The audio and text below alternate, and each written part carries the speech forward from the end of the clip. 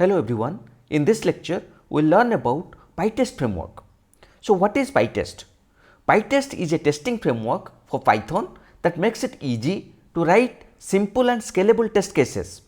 It offers features like fixtures, parameterized tests and detailed error reporting. Pytest is used to automate any kind of functional test including unit test, API test and UI test. If you have some knowledge about Java, there are some testing frameworks like JUnit, TestNG and all. So, those are used to write automation test cases for Java. Similarly, for Python, Pytest is a testing framework. It helps to write more organized tests while developing automation framework. It provides a lot of features which will really help to develop a robust test cases in Python automation framework. So, first we will learn about Pytest concepts and then we will see how to use those Pytest concepts and build a robust automation framework. While explaining Pytest, here we will not use any Selenium code, we will only concentrate on Pytest concepts.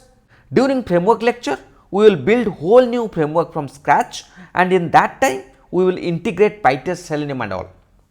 So, let us see how we can install Pytest. So, we know when we install any other third party Python libraries, we just need to install through pip. So, that Pytest will be configured in Python virtual environment and that will make us available when we write our test cases. So, let us go to our terminal. For window user, you can go to your command prompt. Okay. So, to install Pytest, we will just write pip install and Pytest. In my system, it is already installed, that is why it is showing as requirement already satisfied, but in your system when you will just write pip install Pytest, it will install Pytest for you. So, how you will check Pytest is installed for you? So, for that what you can do, you can just do Pytest -- version. See, I can see Pytest 8.3.5, this is the Pytest version installed. Okay, this is the latest version as of now when I am creating this video. Maybe this version will change when you are actually installing it in your system. Okay. So, Pytest is installed successfully in our system. So, let us go to our Pycharm and write a test using Pytest. Okay. Let me create a new Python package, okay, and we will name it as Run Pytest. Okay. And here we will create a new Python file, here you can see Python file and I will name it as test_demo. Okay. So, here if you would have noticed, I gave the name as test_demo. Then why I started with test?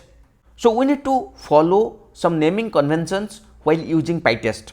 If we want to write a new file in Pytest testing standard, the test file should always start with a keyword called test_. This is mandatory if you want to treat this as a Pytest. Now, we will write a test using Pytest. Till last lecture, whatever we have written, those are just Selenium test in Python language, but now we will write test in Pytest testing framework standard. So, as per Pytest testing framework standard, whatever test code we will write it inside a function. So, let us declare a function. You know, we can write a function using def. So, let me write it def test_first test. Okay. And maybe inside this function we will just write a print statement and maybe I can write this is my first Pytest. Okay. So, this is a Pytest method. Okay. You can call it function or method, but as per Pytest standard we call it as a Pytest method. So, again one more rule here, Pytest method name should always start with the test keyword. So, there are two rules we need to follow. One is our Pytest file, this is test_demo. So, this Pytest file should start with test_, or you can also end with let us say demo_ something like that. Okay. So, whether you can start with test or end with test. Okay. But for this method it should always start with test. Okay. So, these are the two rules you need to follow when you are writing a test using Pytest. Okay.